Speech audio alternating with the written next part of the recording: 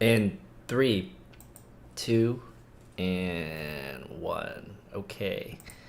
We are live. And then it's always good to just double check that there's no issues on YouTube when we're live. So let me just make Retail sure e-commerce the ventures is announcing the completed oops acquisition of is set.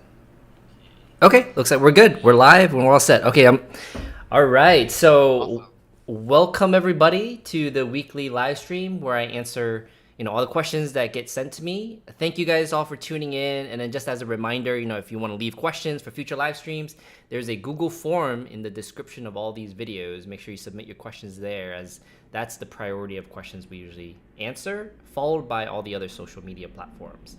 And then, of course, this is a live stream, so if you have any questions, leave it in the live chat, and then Justin and I are going to address them as we go along. And as you all probably see right now, we have a very special guest, Justin, who I'm going to ask to give an introduction in just a second. And he's going to help out with some of the questions today. And many of you probably already know him from the pharmacy community because he's done a lot of social media and community building. So Justin, why don't you give an intro about yourself, a little bit of background as well? Yeah. Thanks for having me. So I guess quick intro is that I'm a clinical pharmacist. I lead clinical pharmacy operations at a Medicare Advantage company called Devoted Health. I've been in it's a very managed care type role, technology startup. I've been in managed care now for ooh, almost a little more than half a decade, I'd say, 6 or 7 years. Before I was at Devoted, I worked at another regional managed care organization. And before that, I was in community practice, integrated community practice in federally qualified health centers and community hospitals. And I graduated from Northeastern University. Wow. So that's short and sweet of it. You've actually been you have a wide variety of experiences. Then I didn't realize that you worked at all those places. Yeah, and I did all of that after failing to get a residency in practice administration. So Wait, you didn't do PGY 1? no, when I went for after I graduated from Northeastern, I was applying basically just for 2-year residencies Hmm. in health system administration, and that had like an MS component or MBA component and some kind of business sector. I've been in business my whole life, so I was like, this is like a natural fit. I wanted to do something in policy, or I wanted to change pharmacy practice was like my naive overarching goal. Um, I don't think that was the tune that health system pharmacy was singing at the time, and so I wasn't a great fit. I mean, I'm sure you're a great fit. It's the whole match thing. I feel sometimes is just it is what it is, but that's cool, man. I did not know that about you. That's probably why you're working at I always forget how you say it, the federally qualified health centers. Health center. Yeah, very cool. I love that stuff, by the way. Didn't know you had that interest too. Yeah. Okay, cool. I feel like we should do a subsequent video and just Yeah. talk about you. Just dig in. Yeah, I find everyone's journey through pharmacy is always so unique, especially when you have so many different interests and experiences along the way. So, okay, you ready to jump right in? Yeah, let's jump in. First question. What do people want to know? Oh, I should have mentioned. Do you have a link to the YouTube video up right now too? I don't. Here, I can. I'll send it to you on the chat. And I should mention, the moment you open it, make sure you mute it right away because everyone's going to hear feedback. I sent it to the Zoom chat, but the reason I say that is because you can follow along the questions on the live chat as we go. Just make sure you mute that video when you have it open. There we go. It's open. Okay. Maybe we can start with that first question from Ivan, who says, thoughts on going to pre-candidate schools for pharmacy? What do you think? I turn it over Is to it you bad? first. Is it bad that I don't know what that is? No, you know what? I don't know exactly. I feel like it's one of those pharmacy schools that have not been accredited yet. It's like one of those news pharmacy schools that didn't graduate the Ah, first class. I think. I'm googling it right now just to double check. And then Ivan, if you want to confirm that's your question, let us know. Let me see. is Attending a it worth pre. it? What are the risks? Oh, they're trying to, you're right. So they're trying to achieve their first level of accreditation, Yeah. because schools can't get accredited until they graduate their first class. I don't know, like I work at I would think of it as like a startup. So with schools that aren't accredited, I think you get to have a little bit more say on how the school is run. I guess as a student, like your feedback is really important because there's a lot, there's a lot of stakes for you in particular. You're paying tuition and you need your professors and the administration to be able to prove that you're going to be successful in the profession. So I'd imagine that you get a little bit more power and flexibility in the way the curriculum will go and how you're going to meet the accreditation standards. But then at the end of the day, you just don't know if you'll actually get an accredited degree. Yeah, I mean that's a good point, and I feel like I might come at this from a very, I don't want to say negative, but maybe more skeptical perspective, and then we can move on to the next one here. Is I think given the number of pharmacy schools that already exist, I guess I question what's the purpose of going to a non-accredited school? Is there something that is more advantageous versus an existing school? I would almost think that these unaccredited schools or pre-candidate schools probably cost more. There's like less certainty, Mhm. and so I don't know. I don't have a really good feeling of just pre-candidate schools right now in a time when there's so many. Yeah.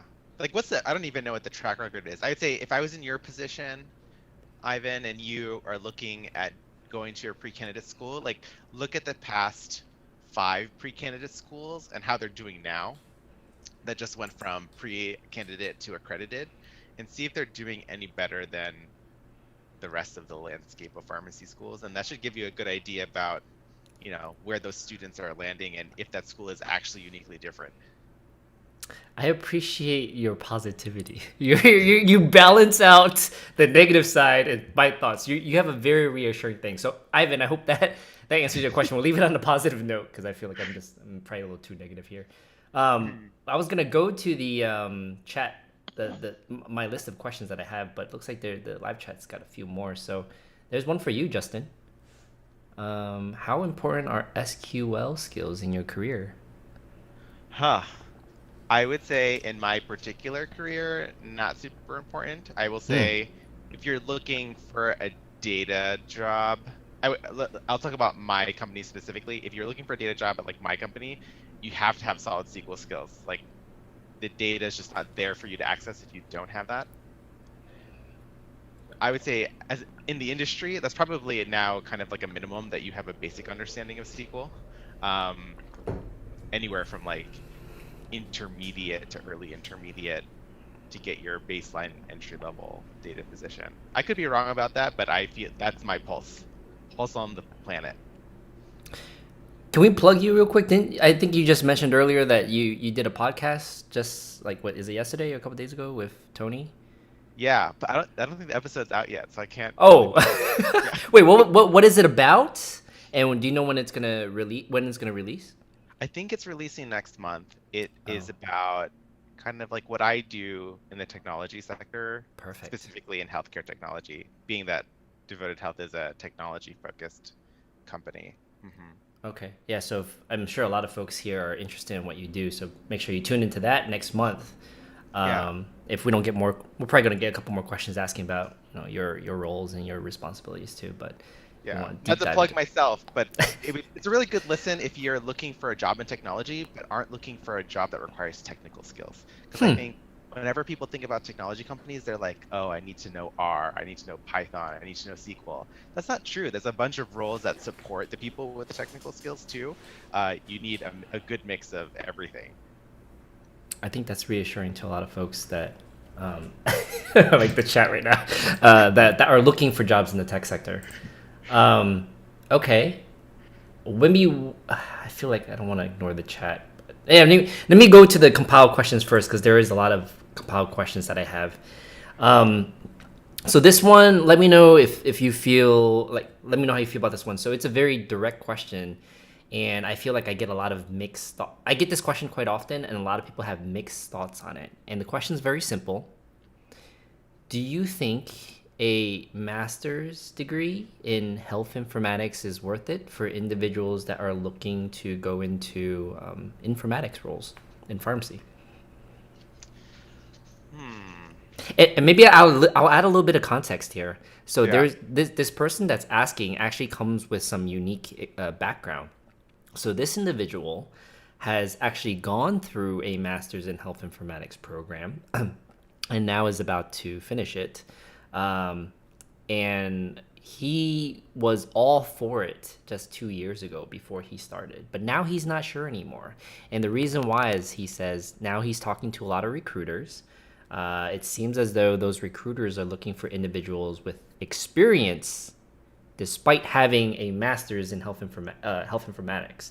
So he says that if he had to give advice to someone, he'd actually say forgo the entire master's program, go land a job at a hospital, and then just work on IT projects because most of the jobs are in like hospital settings. So, what do you think? I don't know. It's interesting. So let's talk about the hospital aspect first. If you're looking for an informatics job in hospital settings, then yes, you'd need hospital experience and specifically hospital informatics. I think the problem with that is that that pharmacy informatics isn't just about hospital, and I actually don't think the bulk of the opportunities are there. It might just be the bulk of the opportunities you know about. Um, Getting a master's degree, I think, gets your foot in the door. It's not going to land you the job, right? Most job interviews for informatics types roles these days like have some kind of competency assessment. They want to see artifacts, like you need to have like a portfolio ready of like things that you've worked on and that demonstrate your competency.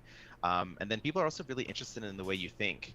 Like, do you have that mathematical mind? Are you efficiency minded? Are you team oriented? Do you have kind of like the social maturity on top of your technical skills? I don't think the master's gets you there. I think it just gets people to be willing to talk to you. Hmm. Okay. That's my opinion at least.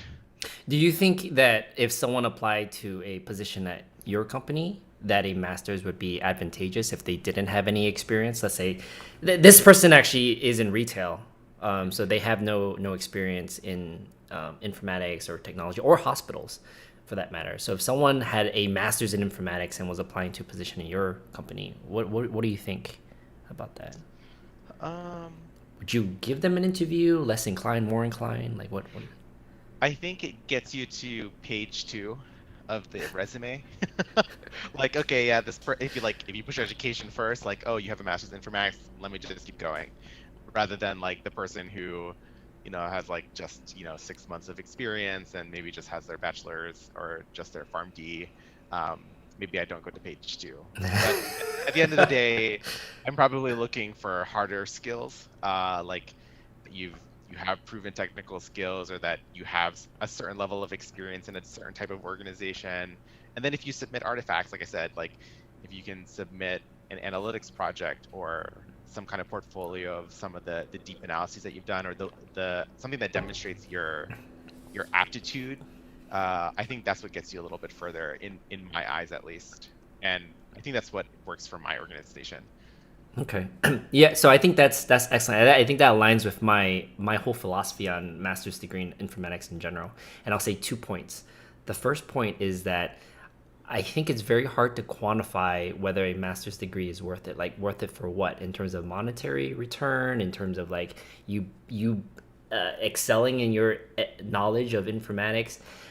I did 20 credits of bioinformatics through my master's program just recently, and I found it amazingly beneficial. But Hmm. I think I found it beneficial because I've been working for a few years in informatics, and I was able to realize, oh wow, this is what they mean by this concept. Like, how do you apply certain concepts?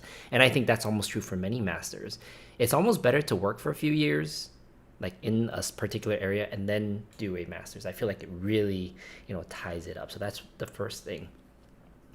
And the second thing is I think experience trumps all, just like what you were saying, like an analytics project or something that demonstrates that you have some competency. I don't care if you have a PhD in informatics. I don't care if you have five. If I'm hiring someone, I'm looking to see if you can meet the job responsibilities. So I'm looking mainly at your experiences. someone with the health informatics might catch my eye, but really, if you don't have the experience, sometimes it's really hard. Hmm.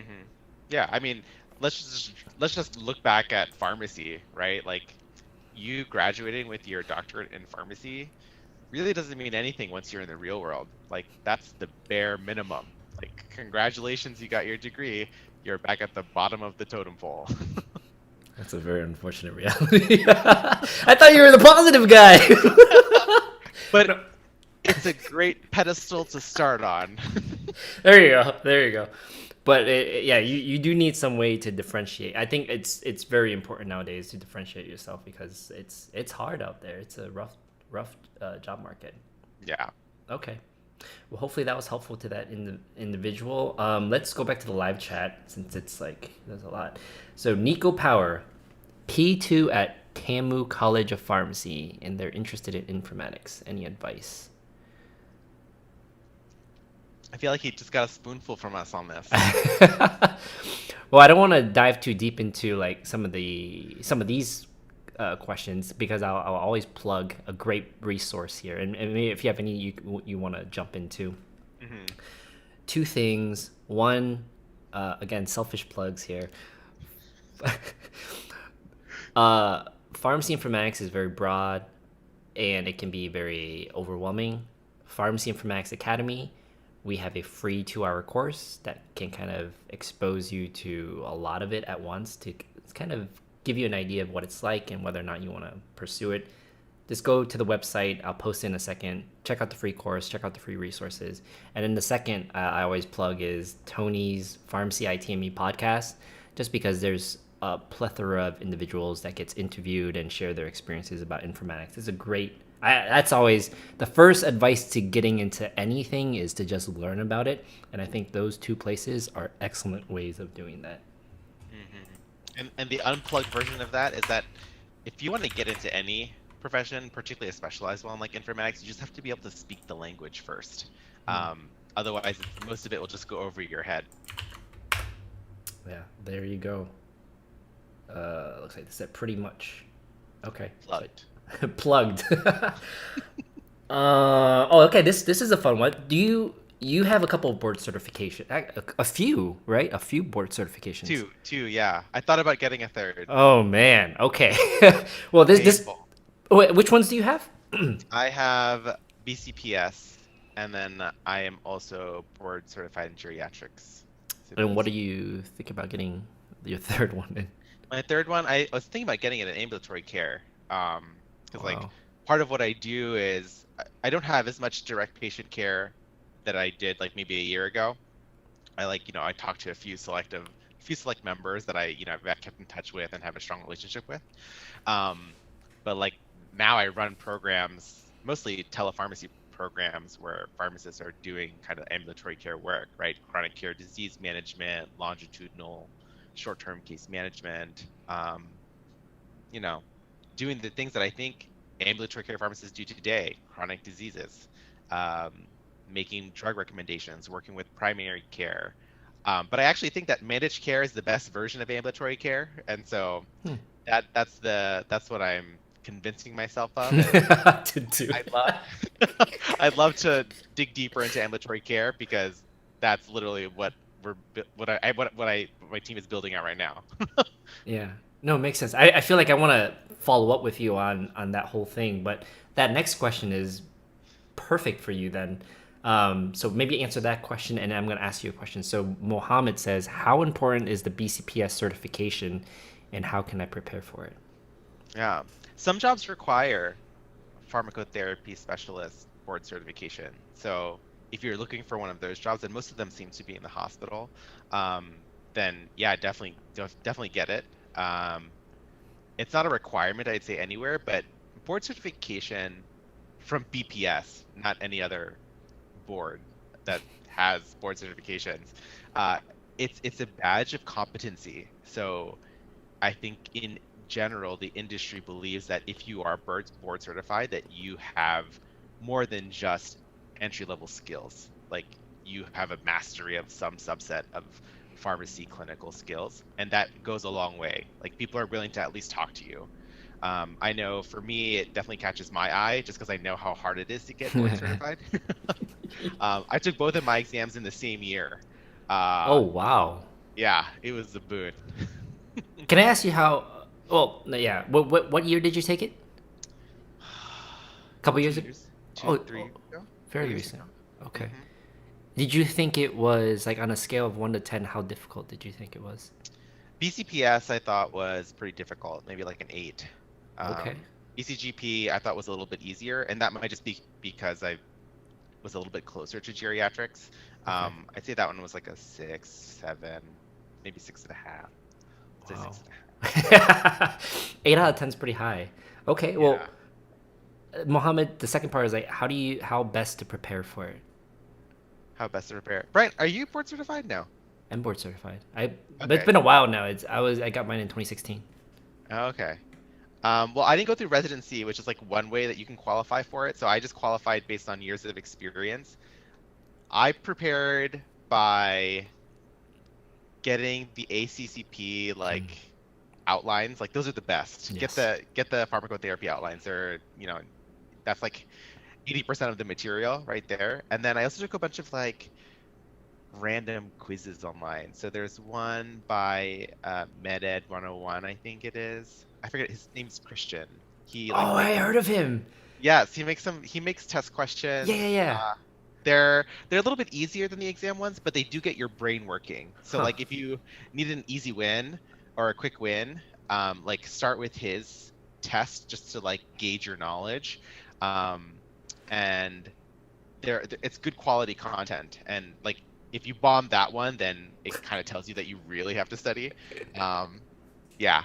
And then I also use some of the ASHP courses. Don't get the flashcards though; they're really out of date. Where's the flashcards from? They're from ASHP. They're like a phone app of some sort. Oh, I didn't even know that existed. Yeah. Um, I did a very strange approach. I had the entire ACCP packet printed out, and it was like, oh Yeah, my, it was me it too. was too much, and I was like, I cannot do that. Because it was terrible. I was studying for Epic certification at the same time, studying for Minnesota state law at the same time. And I was like, I can't do this. So I was like, I just finished 2 years of residency. Let me omit that, and all I used was ASHP's recertification program, and that worked. I barely passed, but like I didn't. Honestly, I probably should not have passed. It was really bad. I thought I failed the exam, but hmm After the BCPS one, I thought I failed it. So right, I yeah. think it's a common feeling. Terrible feeling. That was a long. That was like 4 or 5 hours. It's just so broad. Like it covered Yeah, anything from biostats to oncology to asthma and COPD yeah, care, cardiovascular disorders. It's potpourri. Like you have to know everything. yeah. It was. It felt like taking the Netflix again. You just like study everything, but Mhm. Um, there's still more in the chat. So for those who are in the chat, there's actually a lot of people in the chat. Mhm. See that a lot of people have not given the video a like. Make sure you like the video. It helps boost the algorithm and all that kind of What do stuff. So people say now? Smash that like button. smash Ring that the like bell. button. There.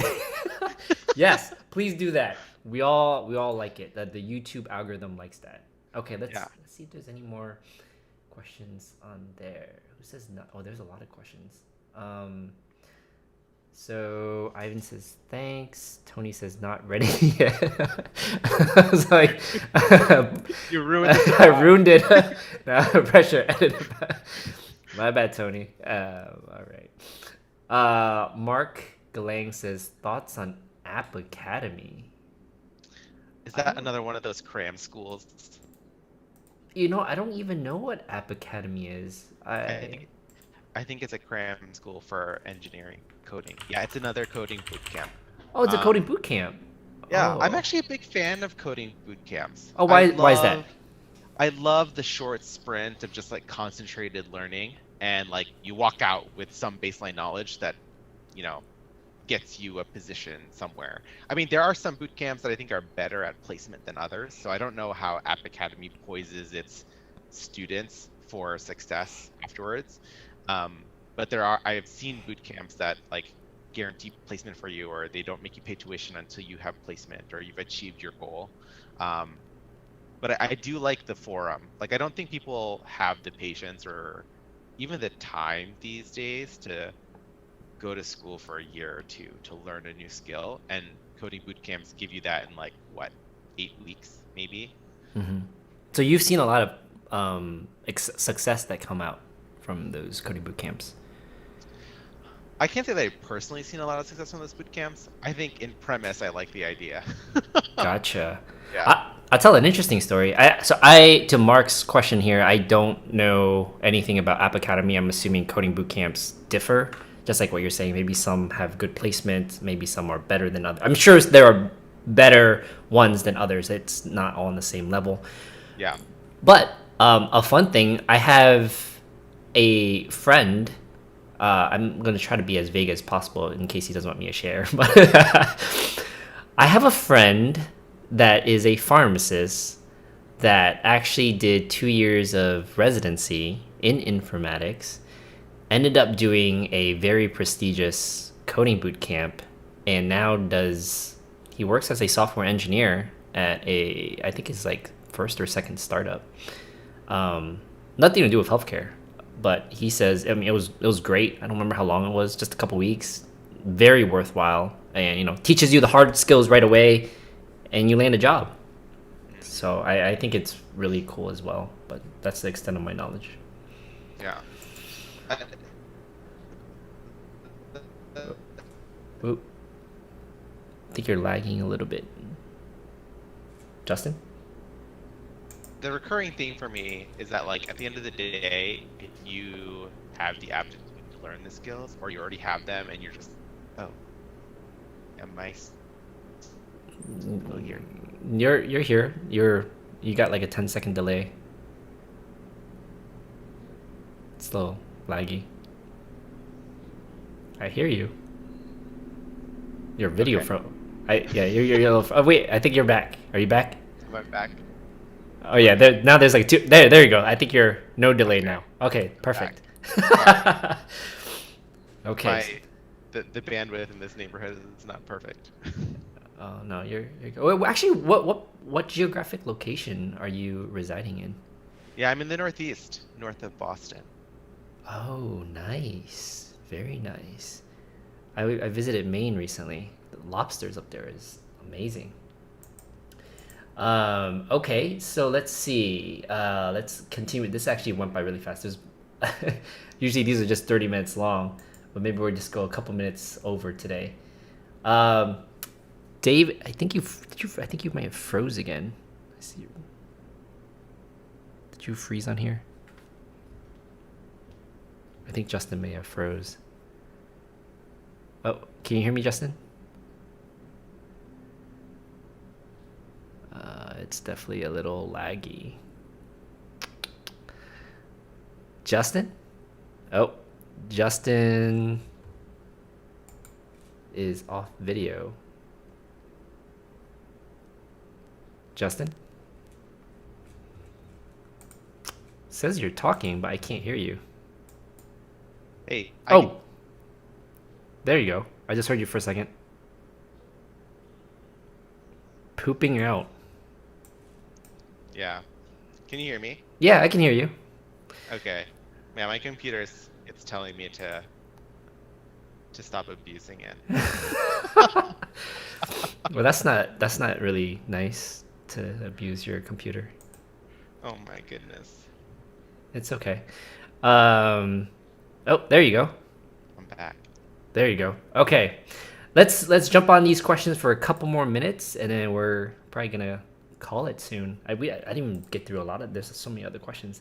All right, let's jump on the next one. So David says, seriously, when is Justin going to start his own talk show? Just Justin Talks.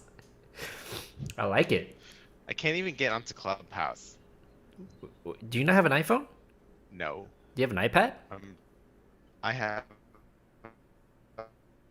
Uh-oh. I think you're like lagging again.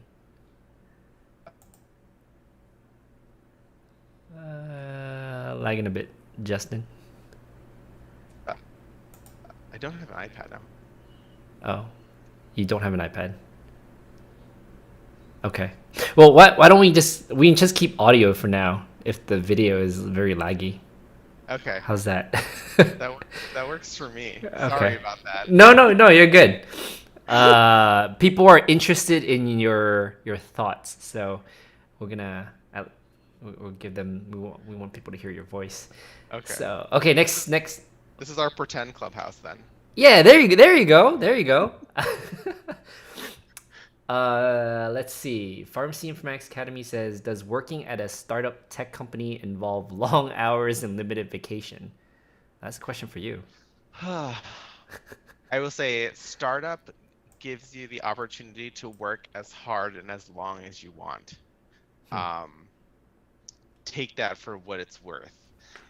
Uh, I will also say that working in a startup requires a lot more discipline than it does if you were to work like a large corporate job. Like it's not only that the company doesn't have a lot of structure, but like you also have to create structure in your own life. So like set your boundaries is very important. Take like we have a great vacation package. Like I think everybody now gets like 4 weeks right off the bat, but you have to take that time. Like no one's gonna force you to take it. So, you know, work-life integration is what I'm always selling. Like forget work-life balance because that makes it sound like you have to sacrifice everywhere, right? Sacrifice work or sacrifice life. No, like make work and life work together. And if you can do that, then you'll make it in a startup. If you can't do that, startup might not be for you. Yeah, I love the word or the work-life integration phrase way better than work-life balance. I like the way you put that. Um, that's hard. I don't know if I could ever go to a startup. I feel as though I would not be able to have a routine that keeps me in check. I feel like Yeah. that's hard. For what it's worth, pharmacy is my life. So like I guess you could say I'm always working. Like even when I'm not technically doing devoted stuff, like I'm still doing stuff for the pharmacy profession. Like I'm a member of AMCP and I do a bunch of like field testing for board certification exams or recertification programs. You're Trying very to, involved. yeah, I have no life, you know. This is what it is. Okay. Well, well, at least you can do all those things at once. So I guess it answers the question in the sense that you're able to do a startup and then you're also able to do many things outside of that startup as well. So that speaks volumes. Okay, well, let's see. Next question. Nico Power. I don't know if this is a question. Says, thanks. I got a lecture on pharmacy informatics today, and I really like the idea of builds and order sets. I find amazing that Epic gives you the labs for drugs that matter. Also says, my current hospital IPPE doesn't have Epic, and it has a lot of searching around. That's interesting. Okay. Having BCPS opened the door to an oncology infusion position for me. Now I have BCPS and BCOP. That is You're cool. in demand, my friend. I wanted to actually dive more and get your thoughts on board certification, but I feel like that might be a future thing because my renewal is coming up in 2 years, and I'm like, Yeah. I'm debating, but pros and cons. I feel like that could be a video in itself. It says know the content outline. Smash that like button for the YouTube algorithm. Oh, Subscribe. Smash the like button. there you go. Hit subscribe too. Judy from North Carolina. So Judy, Asian American Legal Focus, is an awesome YouTuber. I think she just hit over 1K subs. Congrats. Yeah. And she hosts a lot of live streams on law and lots of things that I don't understand.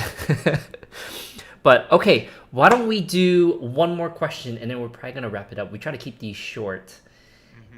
Let's see. What question would be most interesting here that I can get your thoughts on?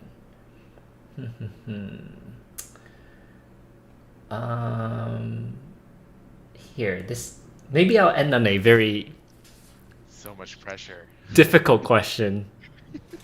And you can make it as easy or difficult as possible, but Um, because one of the questions does ask about this, but I'll simplify it. The overarching thought is, or question, what are your thoughts on the current job market for pharmacy in general? Mm, it's tough. Yeah, you can go. You can. That's a very open-ended question. Like, what are your thoughts? Yeah. I think if you want to make it as a pharmacist today, like you have to be special and you have to be comfortable with making yourself sound special. Whether that be verbally or through written means or whatever it is, like you have a lot of competition. And every year, pharmacy schools are graduating even more competitive students to the job market. So there's no resting on your laurels anymore as a pharmacist. Not that you should be, but even more so now. I absolutely agree. Definitely have to be special in some way. You have to stand out. You have to have done something unique, so you attract the attention of employers or any postgraduate programs. But what would you recommend to be special if a pharmacy student was asking you, which is that the person asking the question is a pharmacy student? Like, how would you be special in pharmacy school? Be special. Actually, I don't think you need to be that special in pharmacy school. You have to be special outside of pharmacy school. Okay. Like good grades don't really get you anything, right? Extracurriculars don't have a strong track record of getting you opportunity either. So like if you're a student who like gets straight A's and you're in every single curricular activity, you're probably like, oh, that person's definitely going to be successful. And I don't think people know why that person is successful. The person that's successful is because they've made connections that you haven't. Um, and they've also practiced a bunch of skills that you're going to need, like influencing people or being able to create small talk or being able to showcase what it is that you do tactfully. That's why that person's going to be successful. And you need to practice those skills too. So you're encouraging them to like practice their soft skills, Yeah. and how Yeah, would pharmacy is a cognitive specialty. We don't do things to people, right? Like we don't prescribe drugs. We talk about the drugs, right? We convince people to do better things for their health. We convince people and teach people how to better manage their medications or take their medications, right? We're not surgeons. We don't cut and slice and dice people open. Even in like the very intense clinical specialties, hospitalists, emergency room pharmacists, like you're part of a team and you make recommendations and you got to convince people who are very smart in other things to do the things that you want them to do. Like it's all cognitive specialty in pharmacy land.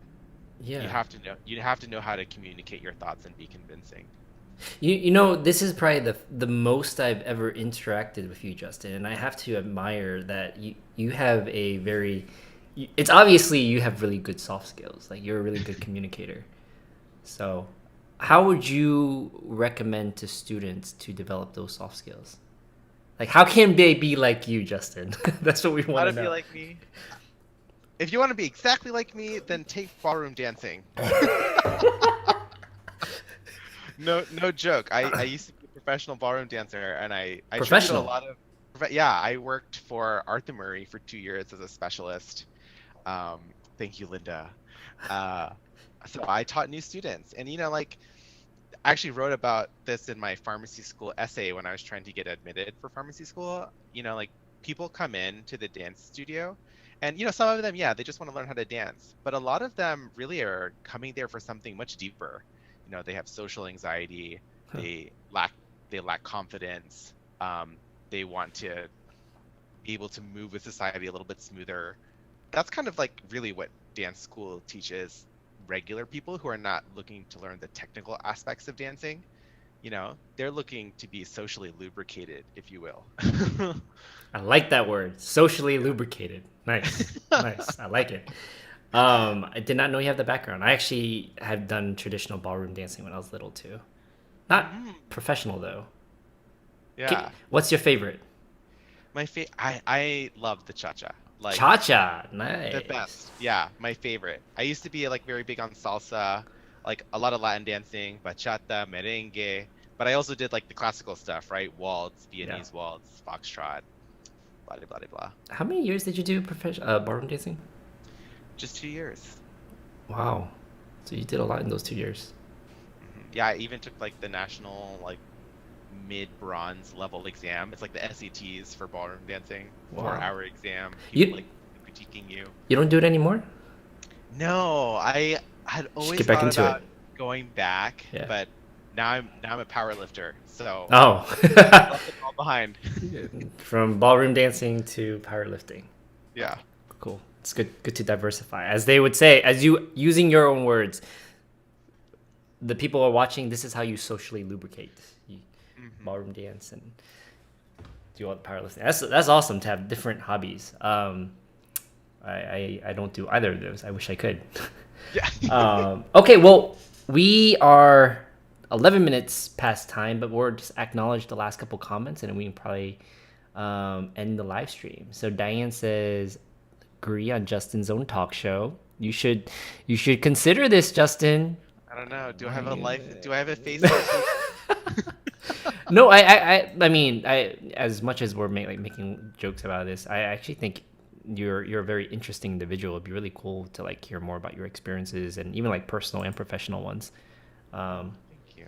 Yeah, that's cool. I'd love to have you on again, talk more about that. Judy says COVID vaccine. Maybe we'll circle back to that. Natalie says we are healthcare influencers. Wow, that's exciting. Ballroom dancer pharmacist. S. Khan says hastily checking ASHP's website for ballroom dancing certification. Nice. I'd love to be on that advisory board. Yeah, right. I feel like dancing as a hobby for a pharmacist is probably this is a good thing. You know, a lot of us are type A. I think that helps loosen Oh yeah, things up. ballroom dancing's perfect for pharmacists. Yeah. I have a pair of $600 pants from my ballroom dancing days. If anybody needs ballroom pants. You saw. There you go. That's a lot of money, by the way. That's a lot. Sounds like a great focus for a YouTube channel. Yes, it is. Yeah, maybe COVID vaccine. Are you vaccinated, Justin? I am. Nice. I just got vaccinated, yeah. Which one? I got Pfizer. Any adverse effects? First or second dose? No. Nice. No, I might have been sleepy the second vaccine, but nothing crazy. But I've seen the whole spectrum. I've seen no symptoms to like absolutely horrible 1-day flu type symptoms. Yeah, I feel like it's been like hit or miss. Some have zero, some have a lot. And I had a pretty bad like headache, fatigue, dizzy, no fever for exactly 24 hours too, which is weird. Okay, well, we're gonna end it here because these get really fun, and I can go on for like a while, and it sounds like it would be very fun to like just chat with you all day. I actually have to run to another meeting, which I'm late to. Terrible. Bad. I know, Bad. very, very bad. I'm like 14 minutes late now, but Justin, honestly, it was great having you here. You really should start your own talk show. I think a lot of people will love it. And thank you for your time. Thank you for having me. I love doing this. This is super fun, and maybe we'll do it again. Yeah, absolutely. I'll chat with you further. Okay. Okay, well, thanks again. And then thanks for everyone that's tuning in. Be sure to tune in next week. We do these every week. And then maybe we're going to see Justin again. We're talking about ballroom dancing more next time. Who knows? Yeah, who knows? All right, guys. Well, thanks. We'll see you guys next week. Ciao. Bye.